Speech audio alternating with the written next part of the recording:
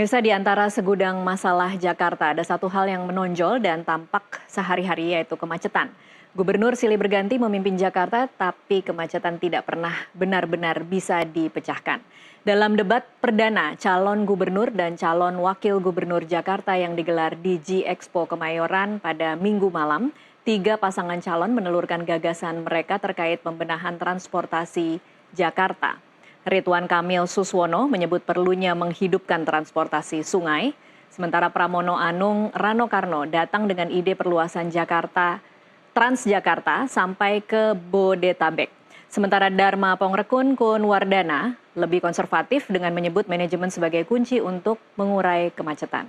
Untuk membahasnya, kami telah bersama dengan Ketua Inisiatif Strategis untuk Transportasi Darmaning Tias dan bergabung melalui sambungan Zoom Pakar Tata Kota Yayat Supriyatna. Selamat malam Pak Darmaning Tias. Selamat malam Tasya. Terima kasih sudah bergabung bersama kami. Dan selamat malam juga Kang Yayat. Selamat malam. Iya, terima kasih. Terima kasih sudah bergabung dengan NTV Prime. Sebelum kita mulai perbincangan, kita akan sama-sama menyimak kutipan dari debat semalam. Mengatasi macet ada 2 ideologi. Ideologi memfasilitasi pergerakan MRT, LRT, Transjakarta, busway, bikeway, dan lain sebagainya. Kita mungkin akan coba berinovasi membuat riverway atau perahu melintasi 13 sungai di Jakarta. Kemudian juga perluasan yang namanya flyover masih dibutuhkan secara reality. Ya.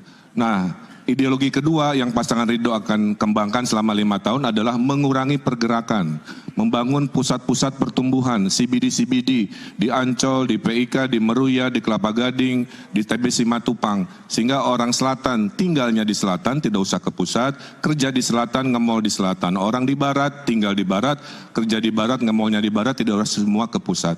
Kemudian kita pergilirkan yang namanya work from home, Senin industri media, Selasa industri hukum, sehingga mengurangi pergerakan, digabung memfasilitasi pergerakan, insya Allah mengurangi kemacetan.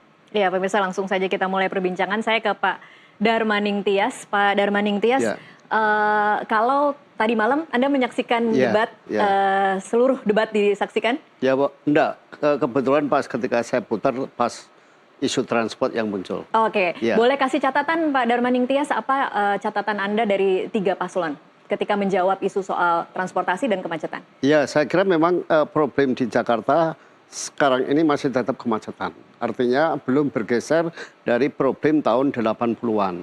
Meskipun sudah ada perbaikan layanan transportasi publik yang aman, nyaman, selamat, terjangkau tepat waktu, seperti halnya LRT, MRT, Transjakarta, tapi kemacetan terus bertambah karena memang pertambahan jumlah kendaraan bermotor baik roda 2 maupun roda 4 itu terus tinggi, jadi tidak terkendalikan. Di sisi lain memang de facto kekurangan jalan, tapi membangun jalan untuk mengatasi kemacetan itu tidak pernah menyelesaikan masalah karena jalan baru itu selalu menjadi undangan bagi pengguna kendaraan pribadi untuk menggunakannya. Nah, dari catatan semalam saya kira kita bisa melihat ya semua menawarkan bagaimana mengatasi kemacetan.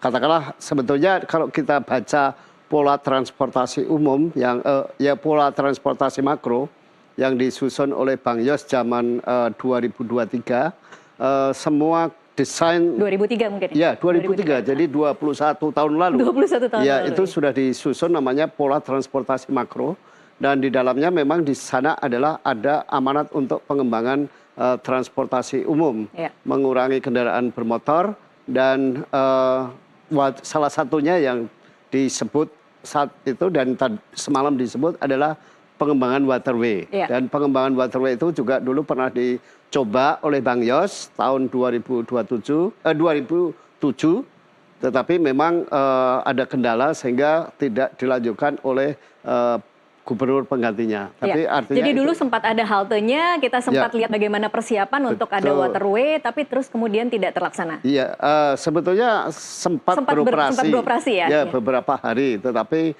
karena mengalami kendala soal debit air, lah itu tidak dilanjutkan. Tetapi ini sebetulnya bagi saya orang yang mencintai sungai gitu ya, itu merupakan suatu gagasan yang perlu dilanjutkan gitu. Nah, terkait dengan yang disampaikan oleh pasangan calon nomor 3 ya, Pak Pramono Anung, sebetulnya itu juga memiliki kekuatan hukum yang cukup kuat sekarang karena Undang-Undang nomor 2 tahun 2024 tentang Daerah Khusus Jakarta itu sudah mengamanatkan bahwa pemerintah DKJ gitu ya, itu bisa memberikan subsidi layanan transportasi umum yang memberikan layanan antar wilayah. Jadi kalau sekarang ini kalau Pemprov DKI memberikan subsidi untuk layanan transportasi ke Depok, ke Bekasi, ke Tangerang dipersoalkan dengan Undang-Undang nomor 2 2024 ini sebetulnya sudah cukup kuat. Jadi dua itu saya kira cukup, dua-duanya cukup realistis lah ya. Nah kalau yang pasangan ketiga memang konservatif ya, yang ingin membenahi manajemen.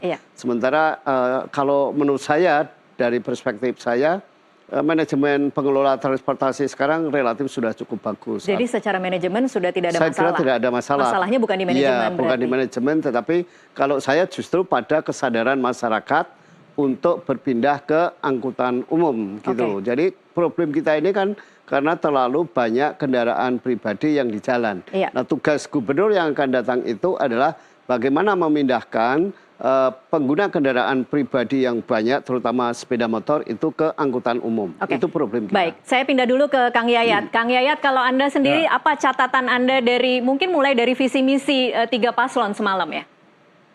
Ya, kita harus tahu bahwa ketika Jakarta ditetapkan sebagai kota global, itu kan berarti bicara tentang hierarki ya. Bagaimana kita menaikkan kuantitas dan kualitas pelayanan, khususnya pada aspek, kalau misalnya dari infrastruktur pada prasarana dan sarananya. Jadi harus diakui Jakarta ini dari sistem jaringan jalan saja bisa dikatakan road ratio-nya masih 7% dari luas wilayah. Jadi kita bayangkan jalannya masih segitu-segitu aja, perpanjangannya 0,01, kemudian volume kendaraannya terus meningkat. Nah ini kan ada ketimpangan. Nah pertanyaan paling menarik adalah sebetulnya para gubernur calon paslon ini memahami nggak misalnya tadi dalam konteks mendorong peningkatan kinerja public transport. Misalnya contohnya kalau target 60% walaupun sangat fantastis ya untuk menggunakan modal share dengan public transport, itu memang agak berat. Sekarang yang menjadi pertanyaan kan dikembalikan lagi, sebetulnya yang macet tuh di mana sih? Yang macet tuh yang di jalan, yang menggunakan kendaraan pribadi. Mas Tias dengan saya tuh naik kereta api. Tanya sama Mas Tias, macet nggak Mas Tias? Ya enggak. Enggak kan? Naik KRL, naik MRT, naik apa? Artinya apa? Ada moda yang anti macet. Tapi pertanyaan paling mendasar, para paslon itu memahami nggak? Kalau kita menargetkan jumlah penumpang lebih banyak lagi, yang agak berat adalah kapasitasnya. Baik. Kang Yayat, jadi Kang Yayat tadi kalau kemudian kita melihat semalam, melihat jawaban-jawabannya dan bagaimana mereka mengurai masalah, apakah menurut Anda mereka mengerti masalahnya? Nggak. Saya tadi sama Mas Tias, sebetulnya saya geleng-geleng kepala kalau waterway itu yang kapal itu, kita kan pernah juga ngerasakan. Jadi gagasan ketika dilontarkan waterway dengan konsep kapal, ya Mas Tias cinta sungai, tapi saya lihat kondisi sungai Jakarta tidak mendukung seperti itu. Kecuali kalau misalnya di Palembang, Siak, Pontianak, di wilayah Kalimantan, yang kemampuan badan airnya mendukung. Di kita ini kondisi badan air tidak didukung dengan kondisi air yang ada, misalnya menghadapi saat musim kemarau, atau dalam kondisi-kondisi tertentu, apalagi ditambah dengan sedimentasi. Kemudian yang kedua, kalau misalnya waterway pun belum terintegrasi pada sistem yang secara skenario ruangnya. Nah, kemudian juga dari Mas Pram, saya sependapat bahwa bagaimana tadi dikatakan oleh Mas Tias, integrasi yang paling menarik adalah integrasi tarif. Sekarang Jakarta sudah ada 10.000 untuk seluruh integrasi yang difasilitasi oleh Jakarta. Tapi pertanyaannya, 3 juta orang yang masuk Jakarta itu bisa nggak diintegrasikan? Misalnya 15.000. Nah, pertanyaannya, bagaimana DKI bisa atau para paslon ini memikirkan bagaimana gagasan-gagasan mereka integrasi itu oleh Pemprovnya atau oleh suatu badan usaha. Nah, kelihatannya apa yang disampaikan tuh masih sangat normatif sekali.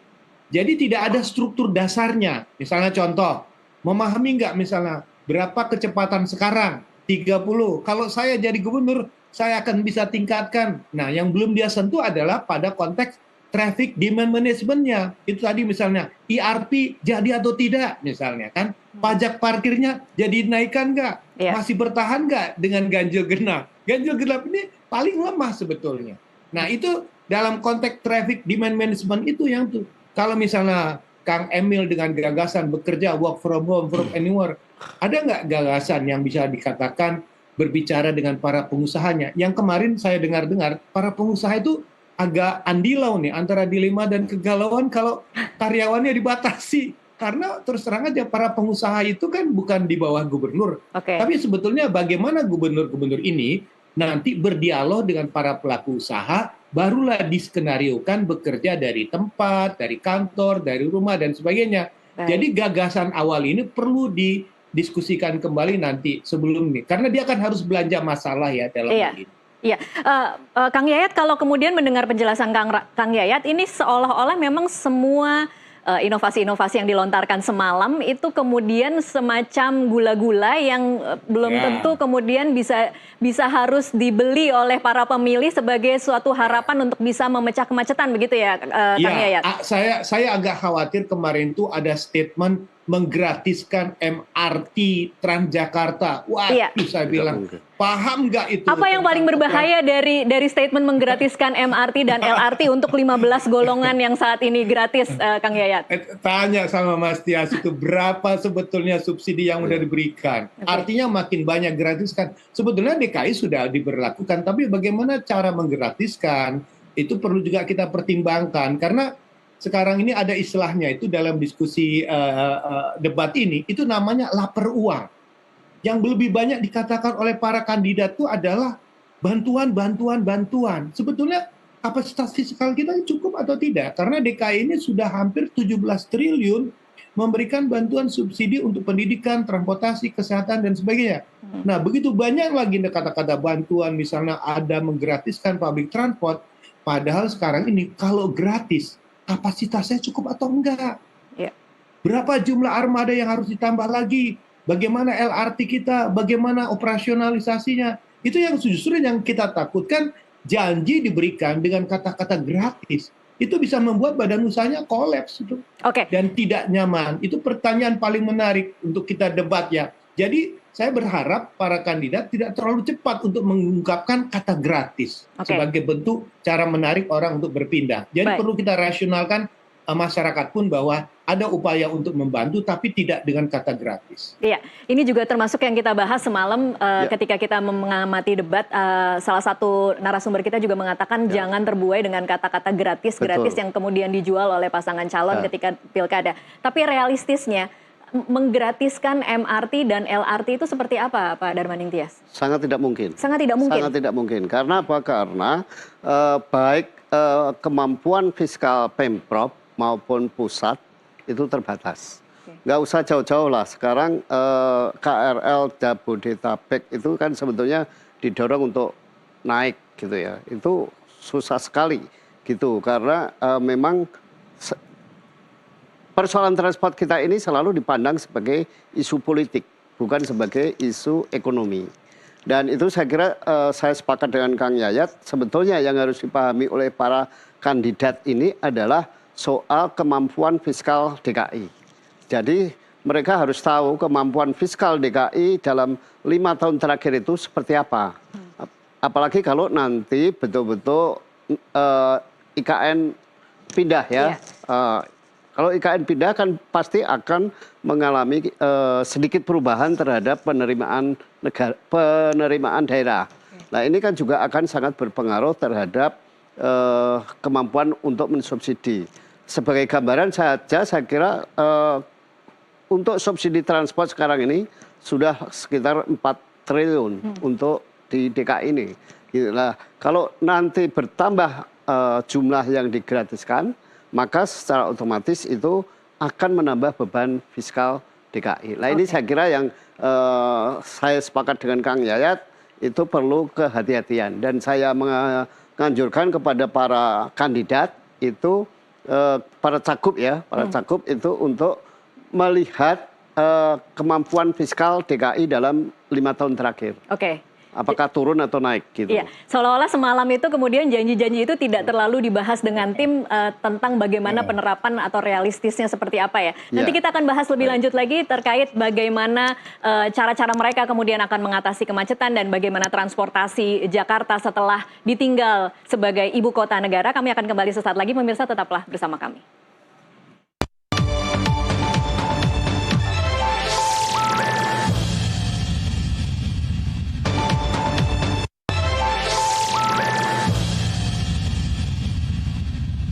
Ya, pemirsa, terima kasih Anda masih menyaksikan NTV Prime. Kami masih membahas pasca debat semalam bagaimana ketiga pasangan calon gubernur, calon wakil gubernur Pilkada Jakarta mencoba menjabarkan apa yang akan menjadi visi misi mereka ketika menjadi gubernur dan calon wakil gubernur terpilih nantinya untuk mengatasi kemacetan dan bagaimana visi mereka untuk transportasi. Saya kembali lagi ke Pak Darmaning Tias. Ya. Saya termasuk pencinta sungai juga, Pak Darmaning Tias.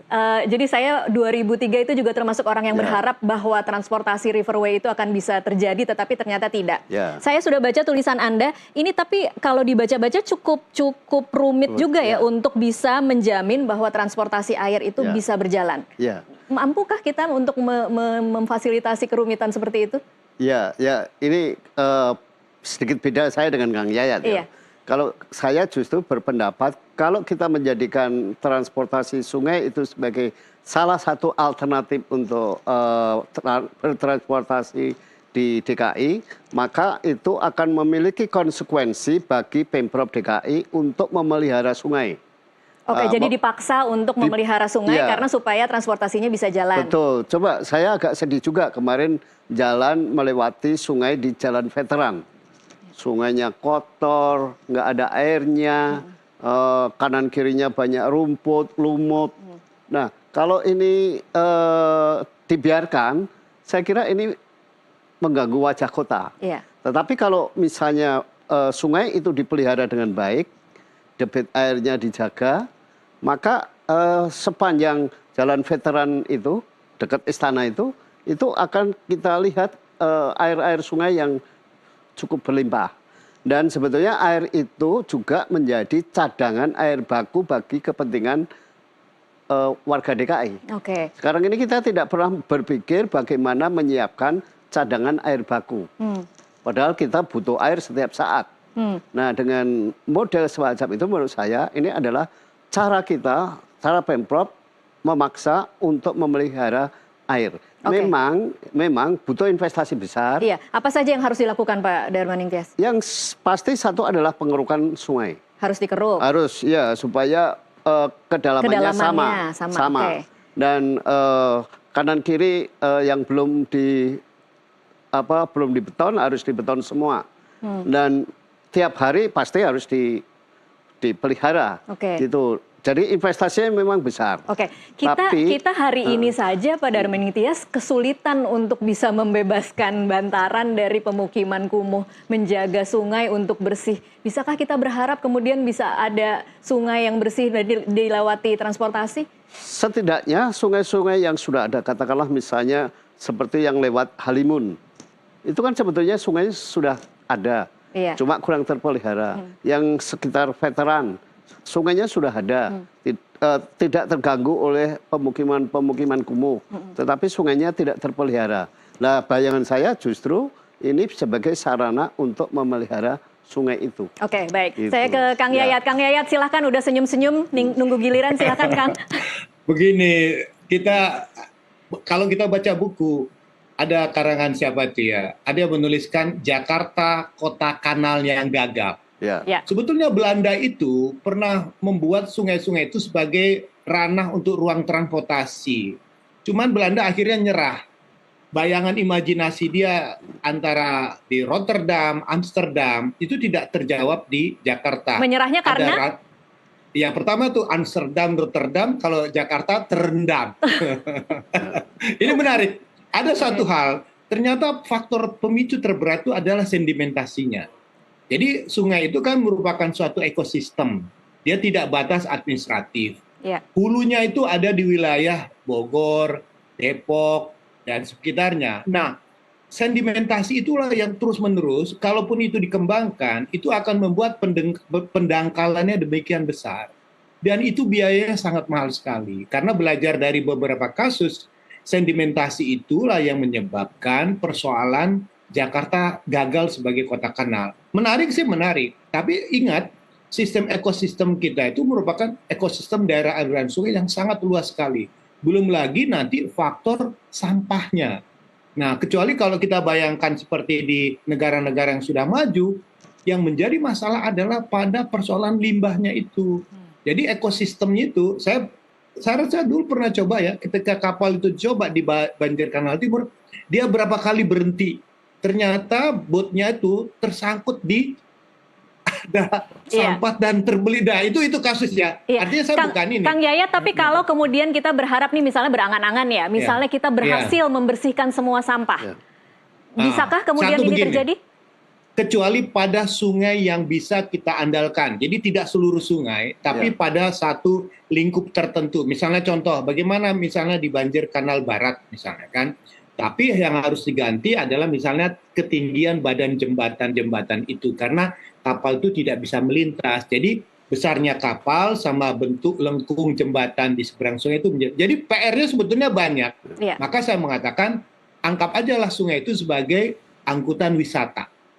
Itu kan menarik sebagai model ya untuk satu ruas tertentu. Jadi bukan berharap kemacetan bisa teratasi dengan transportasi air. Enggak. Karena juga terkait juga wilayah sungai itu kan merupakan suatu kawasan ada bangkitan ekonominya atau tidak. Jadi kita perlu juga mengembangkan implikasi dari pembangunan itu, tapi juga berharap pada ada perbaikan ekosistemnya. Jadi memang betul Mas Tias, kita bangun itu, tapi biaya ekosistemnya juga harus kita pertimbangkan. Gitu. Baik, kita sudah bahas soal Riverway, kita sudah bahas tadi juga Kang Yayat sudah menyebut sedikit soal work from home yang belum dikomunikasikan kepada pengusaha. Kemudian bagaimana gratis MRT, LRT itu sebenarnya tidak mungkin dan tidak realistis. Kita belum bahas soal Trans Jabodetabek yang sampai Puncak dan Cianjur. Seberapa realistis Kang Yayat? Ya, saya sependapat tadi Mas Tias bahwa ada mandatori dari Undang-Undang Daerah Khusus Jakarta. Yang menjadi persoalan adalah aspek kelembagaannya. Jadi kalau DKI bisa dia menghimpun 3 operator LRT, MRT maupun BRT Transjakarta dikelola. Tapi bagaimana dengan lingkup sekitarnya? Karena ini ada 2 kelembagaan antara BPTJ, Badan Pengelola Transportasi Jabodetabek, dengan DKI. Maunya pun BPTJ itu ya dalam konteks pengelolaan itu terintegrasi oleh suatu badan usaha yang juga bisa melibatkan teman-teman dari badan usaha di kabupaten dan kota di sekelilingnya. Jadi sebetulnya Transjakarta itu sudah masuk ke Depok, sudah masuk ke Bekasi, sudah masuk ke Tangerang, tapi tidak menyeluruh. Dan itu difasilitasi oleh Transjakarta, Mas Tias tahu itu masalahnya. Tapi pertanyaannya, bisa nggak Transjakarta itu bisa masuk sampai kota Bogor, sampai kota wilayah-wilayah lainnya, kemudian angkutan yang ada di kota itu bisa menjadi feedernya. Nah, yang menjadi pertanyaan kita adalah bagaimana mekanisme kelembagaannya, mekanisme pengelolaannya, nanti ujung-ujungnya pada sharing antar daerah itu. Dalam mandatorinya sudah dalam undang-undang kewajiban DKI akan memberikan bantuan secara proporsional, subsidi secara itu kata-kata proporsional. Maka saya kira upaya integrasi itu juga bagian dari upaya penyehatan. Karena kita ketahui di kota-kota sekitarnya itu tidak ada badan usaha transportasi di daerah itu yang sehat. Nah, yang kedua yang menarik adalah pada integrasi sistem pembayaran. Ini saya sudah berapa kali diskusi sama Mas Tias. Misalnya contoh satu, kita sudah cashless semuanya. Dari LRT, MRT, semua Transjakarta. Tapi begitu masuk ke kota Bogor, kota Bekasi, kota Tangerang, masih tunai. Cash, tunai. Jadi dia tidak terintegrasi. Akibatnya ketika masyarakat berubah dengan cashless, angkot-angkot di daerah itu masih tunai. ya nggak banyaklah penggunanya. Nah, kemudian bagaimana merevitalisasinya?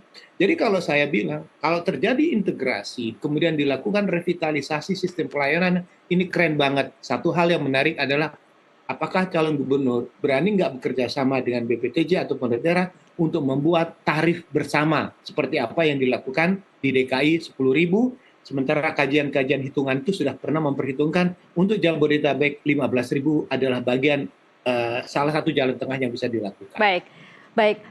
Saya ke Pak Darmaning Tias. Jadi apa opsinya kemudian kalau kita sudah tahu masalahnya bagaimana sebenarnya sudah ada peraturannya, tetapi untuk melaksanakannya memang butuh bukan saja terintegrasi kendaraannya, tapi integrasi para operatornya berarti kan? Ya, saya kira memang DKI tidak bisa menyelesaikan masalahnya sendiri, tapi dia harus bersinergi dengan pemerintah sekitarnya. Kalau yang terjadi selama ini apa sih yang menyulitkan sinergi itu, Pak Darmaning Tias? Ya, daerah ini agak susah untuk membuka diri. Okay. Katakanlah misalnya kita ingat BPTJ tahun 2020 mau mengembangkan by the service, memberikan bantuan kepada pemerintah di kawasan Bodetabek. Tapi misalnya Kabupaten Bogor menolak. Gitu. Yang menerima waktu itu baru Kota Bogor. Nah, yang lainnya belakangan baru menerima. Artinya sebetulnya kerelaan teman-teman di daerah ini untuk diajak bersama-sama melakukan perbaikan itu belum ada. Ini berarti termasuk tugas gubernur ya untuk mengetok satu persatu pemerintah di sekitar Jakarta? Mau tidak mau. Jadi kalau menurut saya memang ini bukan kewenangan gubernur, tetapi gubernur DKI itu bisa sowan lah gitu. Jangan gengsi bahwa saya kan gubernur. Masa saya harus menghadap wali kota, masa saya harus menghadap bupati, kan nggak usah pakai gengsi-gengsian gitu. Datang aja. Kalau mereka diajak berbicara secara terbuka, barangkali mereka akan terketuk hatinya. Karena sebetulnya masalahnya ada di daerah. Ya seperti yang dikatakan Kang Yayat, di Jakarta sudah cashless, sampai ke daerah masih cash. Nah, kendalanya di mana? Daerahnya nggak melakukan reformasi transportasi. Jadi saya kira persoalan ke depan adalah sebetulnya kita sudah punya kelembagaan BPTJ, Badan Pengelola Transportasi Jabodetabek, tapi mungkin kurang optimal. Lah ke depan katanya ini akan di bawah namanya megapolitan, otorita, semacam otorita gitu di bawah oleh wakil presiden. Nah barangkali itu akan bisa mengurai kemacetan. Tetapi saya kira di luar itu semua yang tidak pernah terpikir sekarang adalah bagaimana supaya pergerakan dengan menggunakan kendaraan pribadi itu berkurang. Kalau yang saya sarankan adalah apa? Buat peraturan kewajiban menggunakan angkutan umum secara bergiliran. Harus diwajibkan? Tiap hari, iya. Tiap hari. Gitu. Kalau kemudian semua orang Jakarta diminta untuk naik kendaraan umum, saya tidak mau jauh-jauh bicara soal Bodetabek ya. Jakarta sendiri, saya ke Kang Yayat lagi mungkin ya. Kang Yayat ini masalah integrasi kita sudah selesai belum sih sebenarnya, Kang Yayat? Nah begini, integrasi yang dikelola oleh Pemprov DKI sudah cukup baik ya. Artinya Transjakarta terintegrasi dengan LRT ya, sudah ada simpul-simpul stasiun yang misalnya saya ngerasakan, saya turun dari KRL di stasiun Juanda, sudah ada Transjakarta. Artinya integrasi pun bisa meningkatkan jumlah pengguna di dalamnya. Cuman yang belum menjadi persoalan adalah integrasi tarif. Jadi misalnya naik LRT yang Jabodetabek, tarifnya mahal banget gitu ya. Jadi orang mengatakan saya naik public transport ketika berpindah itu cost-nya terlalu besar. Maka saya mengatakan bagaimana pola subsidi silang itu bisa dilakukan, bagaimana instrumen pembiayaan itu bisa masuk ke semua operator. Karena yang belum bersinergi adalah sistem operator yang ada di DKI dengan yang ada lintas wilayah seperti LRT Jabodetabek dan KRL yang Jabodetabek. Nah, sebetulnya sudah ada juga Trans Jabodetabek untuk bus-bus yang ada di sana. Nah, saya bilang ini menarik Mas Tias, sebetulnya Jakarta itu dan ini ya Jabodetabek punya 3 yang macet itu Mas. Macet di traffic, macet di perizinan dan macet di kelembagaan.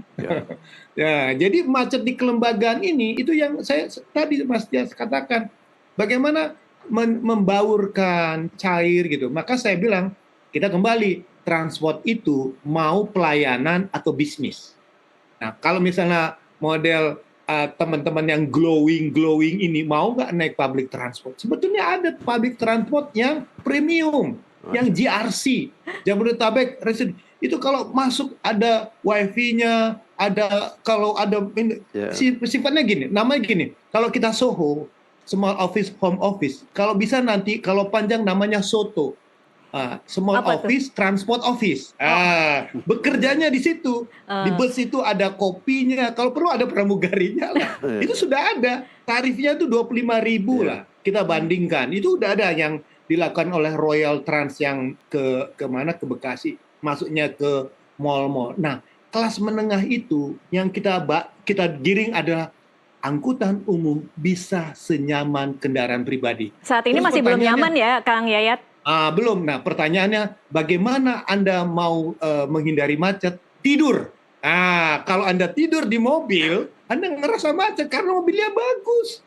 Angkutan premium itu, tarif itu no problem. Dibandingkan sekarang bawa kendaraan pribadi. Mohon maaf ya, tarif tolnya mahal banget. Iya.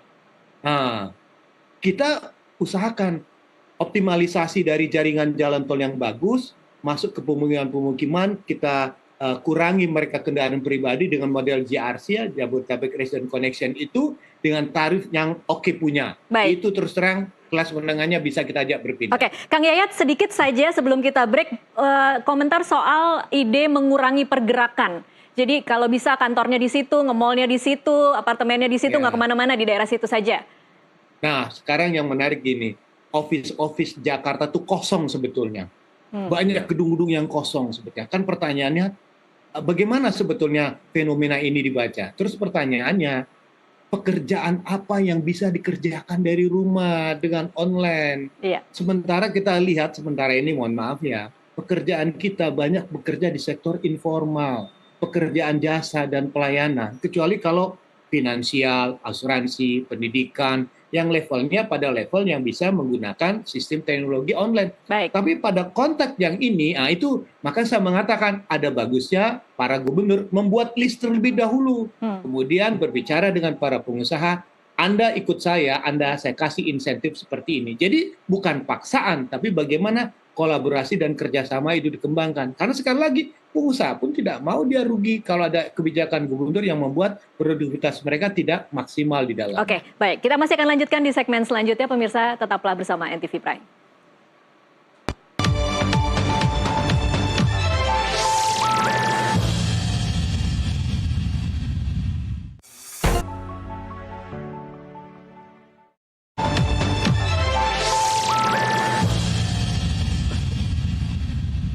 Iya, pemirsa, terima kasih masih terus menyaksikan NTV Prime. Kita lanjutkan perbincangan. Saya kembali lagi ke Pak Darmaning Tias. Pak Darmaning Tias, kita belum bicara soal parkir.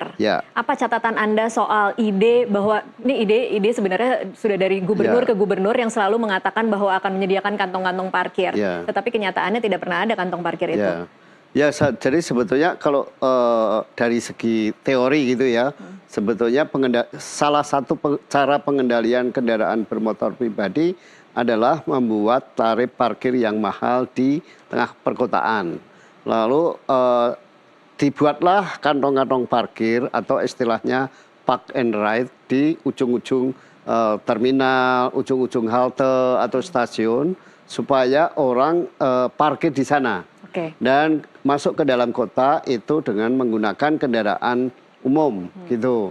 Tetapi ini juga sampai hari ini belum berjalan. Realistisnya orang bayar mahal akhirnya, tapi tetap pakai mobil pribadi. Sebetulnya dulu kita pernah punya pengalaman bagus di Ragunan menggunakan lahan parkir kebun binatang Ragunan. Itu cukup bagus, banyak yang parkir di sana, tapi saya tidak tahu mungkin itu yang tadi disebut oleh Kang Yayat sebagai kemacetan kelembagaan karena pihak pengelola kebun binatang Ragunan tidak mengizinkan lagi untuk parkir. Padahal ini terintegrasi dengan Transjakarta Koridor 6. Nah, jadi sebetulnya kalau misalnya kantong-kantong parkir atau park and ride itu dibangun dan harga tarif parkirnya itu adalah jauh lebih murah dibandingkan tarif parkir di kota, maka itu salah satu cara untuk pengendalian kendaraan pribadi masuk ke kota. Jadi saya kira yang perlu dipikirkan sekarang ini adalah bagaimana membatasi pergerakan kendaraan pribadi itu masuk ke kota. Bukan melarang orang memiliki kendaraan pribadi, tetapi membatasi pergerakannya. Caranya apa? Ya caranya itu tadi, salah satunya adalah tarif parkir di kota mahal. Kalau saya usulkan ya BBM kendaraan pribadi itu mahal. Jadi yang murah itu hanya kendaraan umum. Gitu. Yang ketiga, tapi ini banyak tentangan juga dari kalangan masyarakat soal jalan berbayar atau IRP dulu itu kalau diberlakukan semua, menurut Anda warga Jakarta sudah siap ya beralih ke angkutan umum? Apakah mereka kemudian yang memiliki mobil yang biasa dengan kenyamanan kemudian akan pindah? Bagi kelas menengah ke atas tentu mereka akan tetap menggunakan mobil pribadi. Mereka akan lebih memilih membayar mahal untuk jalan berbayar. Tetapi paling tidak itu akan bisa menekan yang kelas agak menengah ke bawah itu untuk pindah ke angkutan umum. Tetapi kalau yang pilihan ini saya kira agak susah karena resistensi dari publik sangat kuat. Tetapi yang bisa dilakukan adalah tarif parkir tengah kota yang mahal. Dan sebetulnya kajiannya sudah dilakukan. Kebetulan saya termasuk diminta untuk evaluasi kajian itu dan kami rekomendasikan saat itu adalah 2023 itu tarif parkir di tengah kota bisa misalnya 30.000 per jam. Kalau itu bisa dilakukan, saya kira itu akan dapat mengurangi penggunaan kendaraan pribadi tengah kota cukup baik. Dan yang lain adalah soal yang belum tersinggung adalah membangun pemukiman yang sekaligus juga terintegrasi dengan fasilitas angkutan umum atau yang istilah umumnya itu TOD ya, Transit Oriented Development.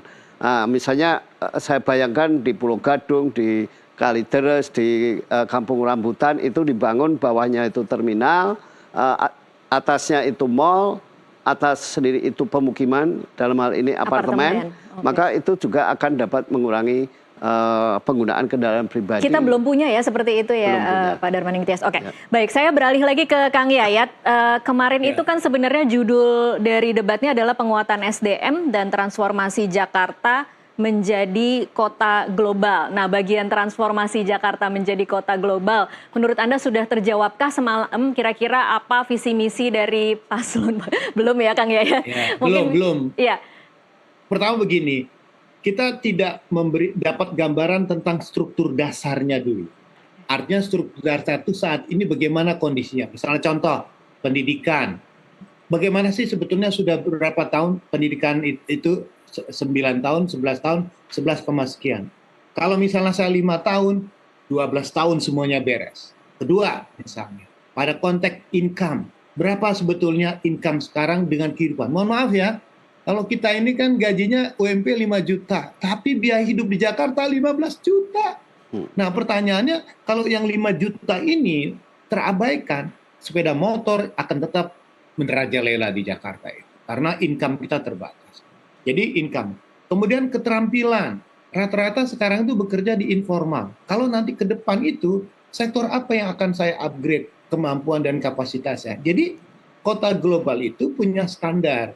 Apa before dan afternya. Nah sekarang itu tidak disampaikan. Yang penting janji-janji. Kalau orang Sunda bilang tuh khawatir LKMD. Bukan Lembaga Ketahanan Masyarakat Desa. Lamun kurang minta deui. Nanti dijawab LKMD juga lebih kurang mohon dimaafkan. Jadi glorinya itu adalah saya bantu semuanya. Nah disinilah menjadi pertanyaan. Globalisasi itu dalam konteks membangun kemandirian, ketangguhan, percaya diri. Nah, itu yang harus dibangun karena sekarang ini memang mohon maaf karena dalam konteks kontestasi politik yang paling menarik kan janji. Janji banyak kemudahan dan fasilitas. Tapi sekarang kembali tadi kapasitas ruang fiskal kita cukup atau tidak. Yang kedua, selama 5 tahun ada nggak perubahan karakter kulturnya. Jadi struktur yang membangun kultur. Jadi selama Jakarta itu belum membentuk struktur yang kuat, kulturnya tidak terbangun. Contohlah seperti sederhana aja. Kalau kita ke Singapura, jadi orang baik semua. Tapi balik ke Jakarta, seperti itulah. Struktur yang kuat pasti membangun kultur yang bagus juga. Oke, baik. Kang Yayat, jadi kalau mendengar jawaban Anda dari segmen 1 sampai sekarang, kemudian seolah-olah memang kemarin itu debatnya masih belum menyentuh kepada permasalahan dan kemudian tidak menawarkan solusi yang bisa realistis dilaksanakan, begitu ya kira-kira Kang Yayat? Iya. Nah, harapan Anda... Iya, harapan Anda di debat kedua dan ketiga, jawaban-jawaban seperti apa yang Anda harapkan dari pasangan calon gubernur dan calon wakil gubernur agar kemudian mereka bisa tampil memang menawarkan gagasan yang realistis dan cukup inovatif untuk bisa dikerjakan di Jakarta? Ini saya CLBK dikit ya, cuci nama belum kering. Ingat debat Anies sama Ahok. Iya. Mereka tuh kritis tentang DP 0. Itu perdebatannya menarik. Ini bisa atau tidak, semua dikulitin dengan masing-masing kelebihan dan kekurangannya. Jadi orang tuh dengan satu gagasan itu saling memberikan koreksi dan perbaikan. Oh saya mau buat ini, saya mau buat ini. Normalisasi, naturalisasi, itu debat kan menarik. Ada unsur percerdasan, bukan dalam konteks hormat. Ya, seperti itu, damai itu indah, tapi kurang membangun daya kritis. Mohon maaf ya, warga Jakarta ini rasional. Kalau debatnya biasa-biasa saja, menarik bagi siapa? Bagi yang menengah bawah, tapi tidak menarik bagi menengah atas. Orang menengah atas dengan pendidikan yang baik, pengalaman, wawasan, dan itu dia udah tahu kalau begini tipenya, ya dia tidak punya ekspektasi lain. Tapi yang mohon maaf ya, kemarin tuh debat lebih mengarah kepada menengah bawah, banyak janji ke bawah, tapi tidak pernah memberikan janji yang terbaik untuk menengah atasnya. Itu kan menarik. Mohon maaf, model Mas Tia sama kita ini adalah orang-orang yang mungkin peduli naik public transport kemana-mana, kurang diperhatikan tuh. Kita nggak terima subsidi, tidak terima apa-apa, tidak membawa polisi di Jakarta. Nah, kalau misalnya orang-orang yang naik public transport ini ya, kami akan memberikan insentif bagi warga yang peduli sama kotanya. Mereka yang aktif. Ribuan orang, jutaan orang sudah meninggalkan kendaraan pribadi. Tidak difasilitasi. Tapi pertanyaannya, ada nggak insentif buat mereka? Misalnya contoh, pengurangan pajaknya atau apanya ya dengan ada basis nik. Jadi kalau menurut saya, berikanlah apresiasi bagi warga yang mau berkontribusi, bukan orang yang menunggu bantuan dan subsidi. Iya, itu yang belum terasa berarti dari debat semalam ya? Belum terasa. Jadi saya terasa masih pada segmen yang mencari grassroots untuk meraih suara saja. Padahal kalau menurut teori kan sebenarnya penonton debat itu adalah menengah ke atas ya, Kang Yayat? Iya, mungkin separuh udah pada ninggalin tuh, saya tanya sampai selesai. Enggak tuh katanya, enggak ada sesuatu yang bernas gitu ya dalam konteks itu, karena biasa-biasa saja. Justru perdebatan yang kemarin tuh masalah zamannya Anies Pak Ahok itu menengah atas tuh luar biasa antusiasmenya, itu perdebatannya sampai ke akar rumput, tapi tidak persoalan saranya, tapi pada gagasan-gagasan apa yang bisa dikritisi. Kalau kemarin itu tidak ada kritisi yang sangat mendalam pada setiap gagasan, rata-rata beda tipis. Oke, terlalu damai juga tidak baik untuk ketajaman masing-masing paslon karena merasa tidak dikritisi satu sama lain. Tapi saya ke Pak Darmaning Tias. Pak Darmaning Tias, kalau Anda berharapnya di debat kedua dan ketiga, harusnya seperti apa gagasan-gagasan yang dilontarkan oleh paslon-paslon ini ketika menawarkan ide-ide untuk mengatasi permasalahan di Jakarta? Saya kira harus berpijak pada lapangan. Karena seperti saya kemukakan di dalam banyak kesempatan, saya di Jakarta ini masih menemukan kawasan yang sepertinya bukan Jakarta. Jalannya belum diaspal. Masih ada daerah seperti itu ya? Di mana tuh Pak? Itu namanya di Tanah Merah. Tanah Merah, belakang Kelapa Gading. Nah, belakang Kelapa Gading. Itu seperti halnya bukan Jakarta. Nah, calon gubernur semestinya mengunjungi tempat-tempat seperti itu, lalu gagasan apa yang bisa ditawarkan kepada masyarakat gitu. Karena kalau misalnya hanya berpijak pada teori-teori, saya kira agak sulit menyelesaikan persoalan di masyarakat. Tapi saya memahami debat semalam agak landai karena memang itu kan sebetulnya seperti pemilihan ketua Ikatan Alumni ITB gitu.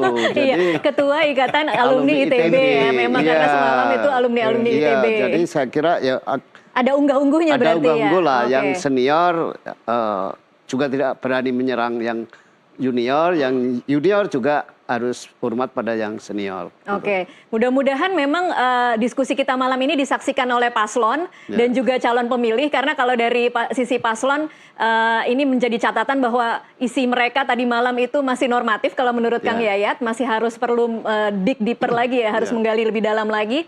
Kemudian dari sisi paslon jangan terbuai dengan gratis-gratisan berarti ya Kang Yayat? Ya. Oke, baik. Terima kasih Kang Yayat dan juga Pak Darmaning Tias untuk waktunya bersama kami di NTV Prime. Kita mungkin nanti diskusi lagi di kesempatan berikutnya, di debat-debat berikutnya. Terima kasih. Dan pemirsa, demikianlah NTV Prime untuk saat ini. Terima kasih untuk perhatian Anda. Sampai jumpa.